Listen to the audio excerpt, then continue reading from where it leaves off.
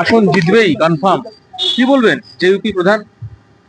দেখুন, আমি বাংলার মানুষকে যতটুকু চিনি জানি, বাংলায় যে গণতন্ত্র প্রতিষ্ঠা বিগত দিনে ছিল, এখনো গণতন্ত্র আছে, কিন্তু সেই গণতন্ত্রের মাধ্যমে বা গণতন্ত্রের মধ্যে শাসক দলের যে অগণতান্ত্রিক পদ্ধতি চালু আছে, সেটা আগামী দিনে অবসান করব আমরা।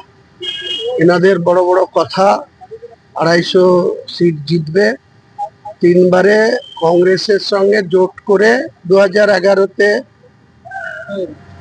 কটা পেয়েছিল, 250 পৌঁছাতে পারেনি। 42 কংগ্রেস আর 182, 250 হয় না। তারপরে একাই লড়েছিল 2016-তে, উনিও প্রেজেন্ট ছিলেন, পিসিও ছিলেন, তাদের কত হয়েছিল? 211 একা। তারপরে 2021-এ 215, দুটো সিট পেন্ডিং ছিল, জঙ্গিপুর আর শামশেরগঞ্জ, দিয়ে 15। কি করে বলছেন উনি, কোন অঙ্কে বলছেন?